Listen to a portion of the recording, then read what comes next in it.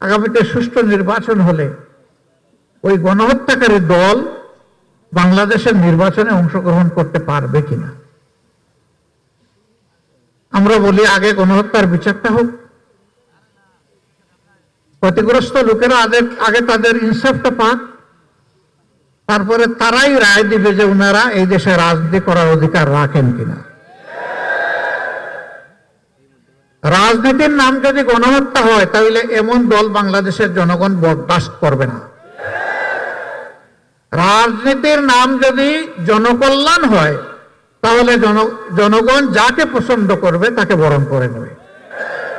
আওয়ামী লীগ প্রমাণ করেছে তারা কোনো রাজনৈতিক দল নয়, বরঞ্চ গণহত্যাকারী একটা সিন্ডিকেট।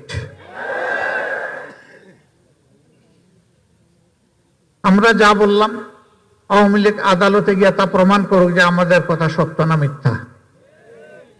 আমরা আওয়ামী লীগকে আহ্বান জানাবো, প্রিয় ভাইরা, সবচেয়ে বেশি কষ্ট দেওয়া হয়েছে জামাত ইসলামীকে। একে একে নেতৃবৃন্দকে ফাঁসি দেওয়া হয়েছে। কোরআনের পাখি দেলোয়ার হোসেন সাইদি রাহিমাহুল্লাহ সহ লোকগুলাকে মৃত্যুর দিকে ঠেলে দেওয়া হয়েছে। অসংখ্য লোককে গুম করা হয়েছে, পঙ্গু করা হয়েছে, ঘরবাড়ি বিধ্বস্ত করা হয়েছে। আমাদের সবগুলা অফিস তাদের পুরা সময় জুড়ে তালাবদ্ধ করে রেখেছে, আমাদের নিবন্ধন কেড়ে নিয়েছে। শেষ পর্যন্ত দিশাহারা হয়ে তাদের রাজনৈতিক আত্মহত্যার 4 দিন আগে আমাদেরকে নিষিদ্ধ করেছে। আল্লাহর দরবারে লাখো শুকরিয়া। যারা আমাদেরকে 1 আগস্ট নিষিদ্ধ করলেন, আল্লাহ তাদেরকে মানুষের মনের ভিতরে নিষিদ্ধ করে দিলেন মাত্র 4 দিনের মধ্যে। এখানে আমাদের কোনো বাহাদুরি নেই।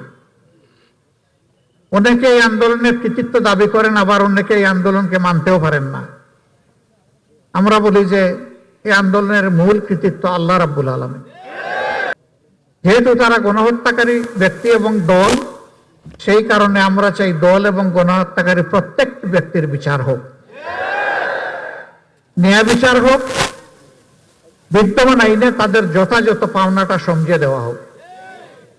এই জন্য বিদেশে যারা আছেন তাদেরকে বলি, সত্যি যদি দেশটাকে ভালোবাসেন আসেন, চলে আসেন। কি হয়েছে, অসুবিধা নেই তো। আপনাদের আমলে তো আমরা দফায় দফায় জেলে গিয়েছি, তো জেলে থেকেছি, আমাদেরকে কেমন রেখেছিলেন। এখন আসলে আপনারা সেটা না হয় একটু দেখার সুযোগ পেলেন,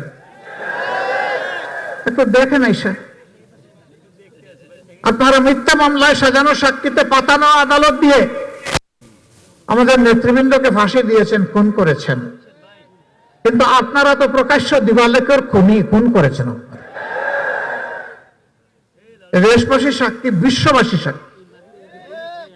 আপনারা তো খুন করতে করতে এমনও করেছেন, লাশ গুম করতে ওড়াতাড়া করে ট্রাকের উপর একটার পর একটা লাশ ছুঁড়ে মেরেছেন, স্তব্ধতা লাশের পর পেট্রোল ছিটিয়ে আগুন ধরিয়ে দিয়েছে।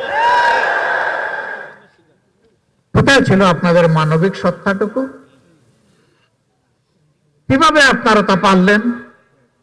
এই নির্দেশ দিলেন, এই গণহত্যা সংগঠিত করলেন, ইন্টারনেট বন্ধ করে দিয়ে যাদেরকে লাশ করেছিলেন তাদের লাশগুলা গুম করলেন।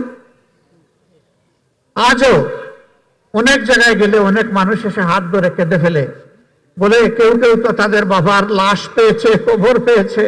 আমি আমার বাবার, ভাইয়ের, সন্তানের, স্বামীর লাশটা কোথায় আছে, বেঁচে আছে না মারা গেছে, আজ পর্যন্ত জানতে পারলাম না। এদেরকে আমরা কি সান্ত্বনা দেব?